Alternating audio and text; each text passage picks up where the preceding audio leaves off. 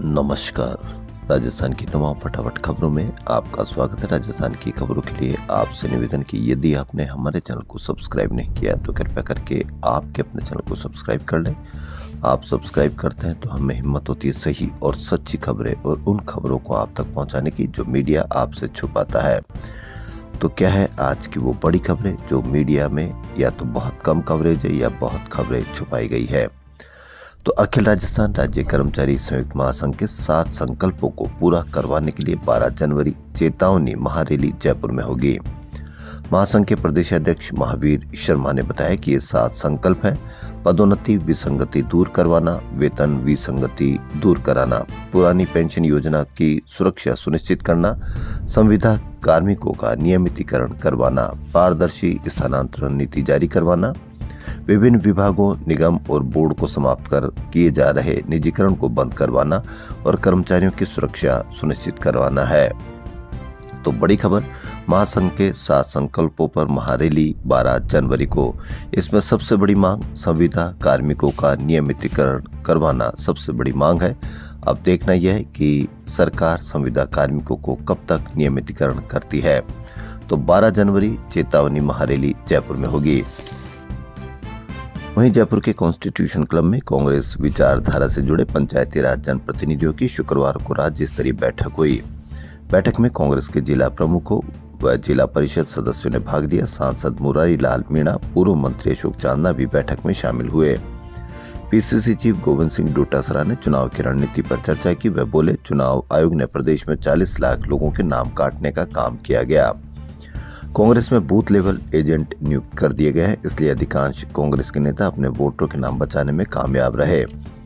डोटासरा ने केंद्रीय गृह मंत्री अमित शाह के 10 जनवरी के जयपुर दौरे को लेकर कई सियासी तंज कसे। उन्होंने कहा कि डबल इंजन की नहीं, इवेंट मैनेजमेंट की सरकार है।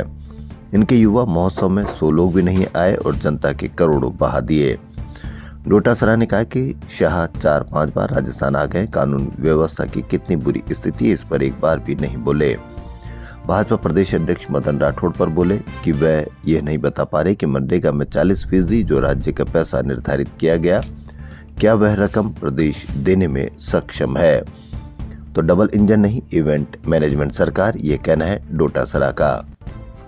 आए दिन हमारे युवकों को आपने भरी भीड़ में 100 से ऊपर स्पीड से गाड़ी चलाते हुए देखा होगा, कई बार सुना होगा, कई बार मीडिया पर इसकी खबर देखी होगी, लेकिन उसके बावजूद भी खबर रुकती नहीं, यातायात पालन होता नहीं और वापस 100 की स्पीड से अधिक की स्पीड से आपको गाड़ी चलाते हुए दिख जाएंगे। तो बड़ी खबर, नशे में दूध चालक ने 120 किलोमीटर घंटे की रफ्तार से ऑडी से 10 ठेलों को टक्कर मारी और 15 लोगों को कुचल दिया। हादसे में एक युवक की मौत हो गई और 4 लोग गंभीर रूप से घायल है। घटना शुक्रवार रात 9:30 बजे मानसरोवर के खरवास सर्किल पर हुई। मरने वालों की पहचान ठेले पर काम करने वाले भीलवाड़ा निवासी रमेश बैरवा के रूप में हुई है। घटना के समय काफी लोग खाना खा रहे थे। पुलिस ने लोगों की मदद से घायलों को जयपुर अस्पताल आए। डॉक्टर ने रमेश बैरवा को मृत घोषित कर दिया। नशे में 120 की स्पीड से दौड़ाई ऑडी, 10 ठेलों को मारी टक्कर, 15 लोगों को कुचला। ऑडी में जयपुर पुलिस का सिपाही भी था, तलाश जारी। जी हाँ, आप इसको किस नजर से देखते हैं? क्या उनकी परेड निकाली जानी चाहिए? जिस तरह से आतंकवादी होते हैं वह भी एक आतंकवादी की श्रेणी में ही आ सकता है, क्योंकि यदि भरी भीड़ में 120 की स्पीड से कोई गाड़ी चला रहा है तो उसको ये पता होना चाहिए कि इससे कोई न कोई तो हादसा अवश्य हो सकता है, और वो भी नशे में।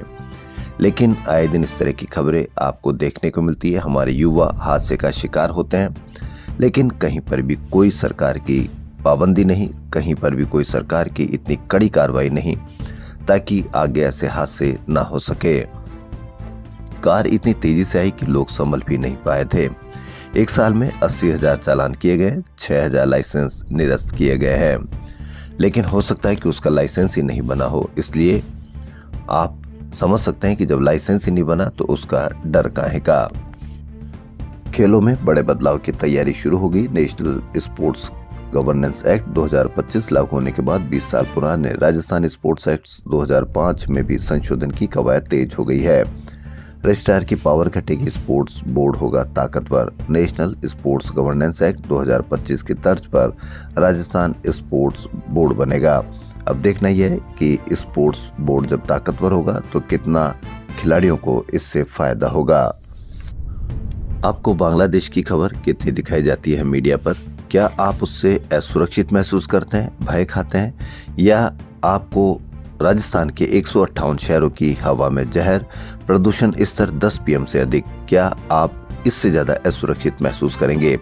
लेकिन खबर आपको बांग्लादेश की अधिक दिखाई जाती है, क्योंकि आपके खून में उबाल होना चाहिए, मन में सवाल नहीं होना चाहिए। तो क्या है भास्कर की बड़ी खबर? Centre for research on energy and clean air द्वारा 9 जनवरी को जारी report tracing the hazy air 2026 में देश की हवा को लेकर डरावनी तस्वीर दिखाई गई। लेकिन बांग्लादेश की तस्वीर ज्यादा डरावनी है, क्योंकि उससे लोग ज्यादा असुरक्षित महसूस करते हैं। बजाय इसके, चाहे 158 शहरों में हवा में जहर हो, उससे भी कोई असुरक्षित महसूस नहीं करता। यह किस तरह की बात है? आपको मन को मीडिया ने किस तरह से कंट्रोल किया है, यह उसकी एक मिसाल है।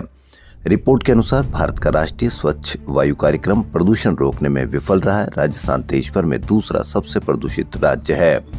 यहाँ 158 शहरों में मानक से अधिक प्रदूषण है। उत्तर प्रदेश पहले नंबर पर है।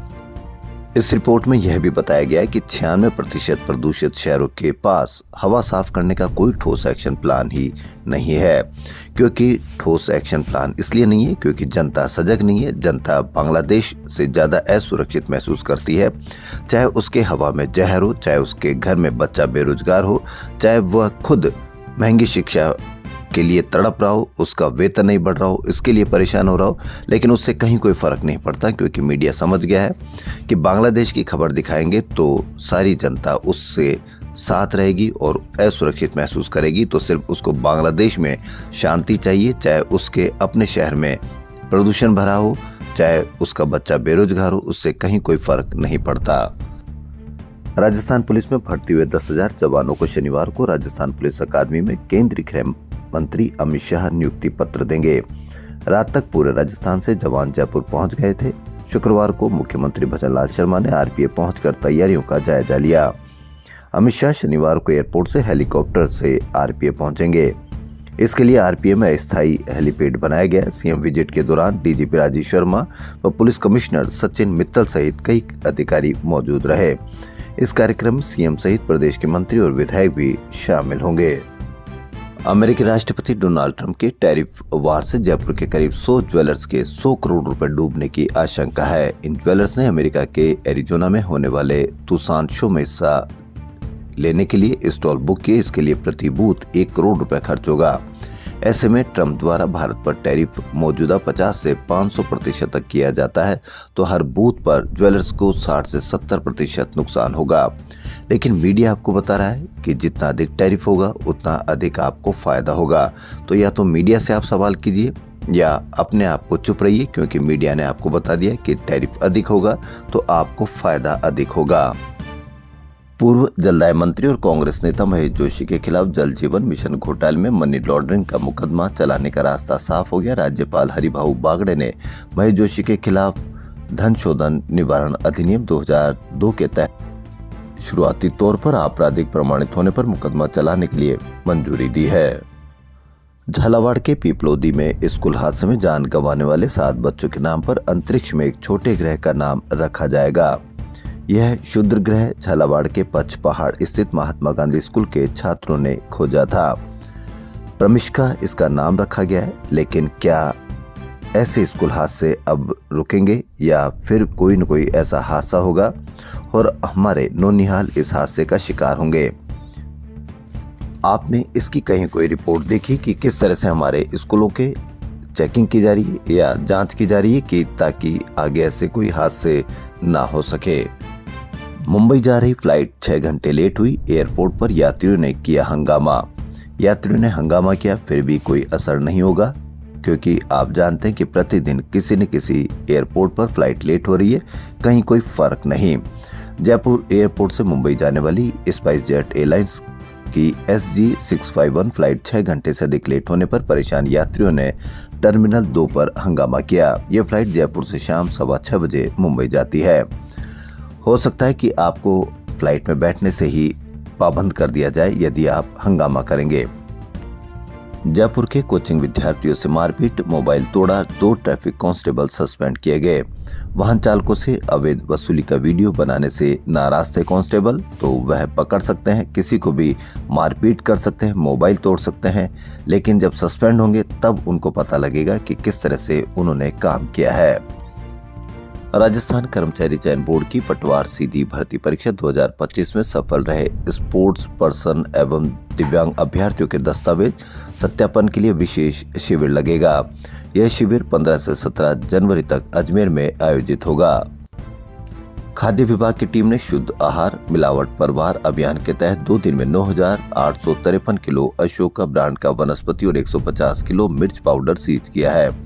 9,853 किलो, जी हाँ, इस तरह का 9,000 किलो यानी कितने परिवारों में जाएगा, कितने लोगों को आहत करेगा, प्रभावित करेगा, लेकिन कहीं पर भी कोई चर्चा नहीं, क्योंकि चर्चा बांग्लादेश पर है। जयपुर के महल रोड पर अक्षय पात्र के पास 78वें आर्मी डे परेड की फुल ड्रेस रिहर्सल शुक्रवार को उत्साह के साथ शुरू हुई। रिहर्सल देखने के लिए सुबह 8 बजे ही आमजन पहुंच गए। बड़ी संख्या में महिलाएं, स्कूली बच्चे, एनसीसी कैडेट्स के साथ युवा पहुंचे। सुबह 10 बजे जैसे ही परेड शुरू हुई, भारत माता की जयकारों से पूरा इलाका गूंज उठा। लोगों का हुजूम और जोश देखते ही बन रहा था। लोगों ने कहा, पहली बार हमें सेना की ताकत देखने को मिल रही है। वे अपने बच्चों को सेना के त्याग और बलिदान दिखाने के लिए आए। ये परेड सेना के शौर्य और ताकत के साथ युवाओं को सेना में भर्ती के लिए प्रेरित करेगा।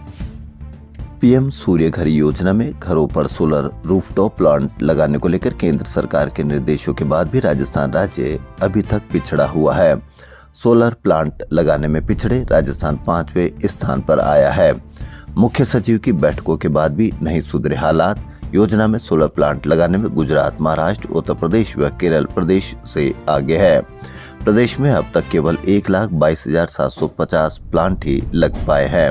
वहीं उपभोक्ताओं को केंद्र की ओर से 852 करोड़ की सब्सिडी मिल पाई है, जबकि प्लांट लगाने के लिए 2,49,000 उपभोक्ताओं ने आवेदन कर रखा है।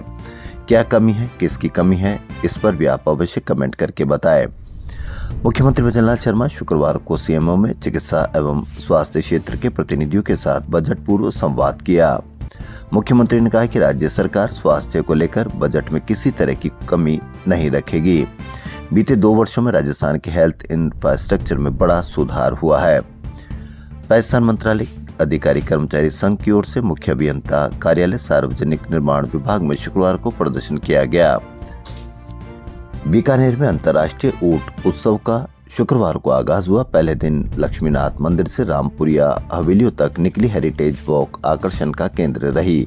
जिला उद्योग संघ में आयोजित मान मनोहर में विदेशी मेहमानों ने जाजम पर बैठकर बाजरे की रोटी, राबड़ी और सांगरी का स्वाद लिया। शनिवार यानी आज एनआरसीसी में ऊंट नृत्य, पर्फ कटिंग, साज सज्जा और ऊंट दौड़ होगी।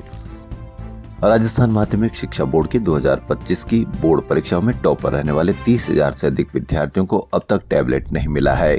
क्या आपने इसकी बहस देखी या चर्चा देखी या कवरेज देखी या कई पीड़ितों के बयान देखे? नहीं देखे होंगे, क्योंकि आपको बांग्लादेश की खबर पल पल के क्रिकेट के लाइव स्कोर की तरह आपको बताई जाती है।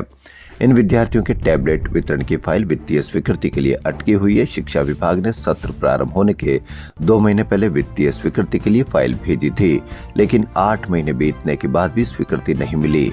अब स्थिति यह है कि सत्र खत्म होने वाला है। 2 दिन पहले शिक्षा विभाग की ओर से जारी जनवरी महीने की रिपोर्ट में कहा कि वित्तीय वर्ष 2025-26 की टैबलेट खरीद की प्रशासनिक व वित्तीय स्वीकृति का प्रस्ताव सरकार को 2 मई 2025 को भिजवा दिया था, लेकिन अभी स्वीकृति का मामला लंबित पड़ा है।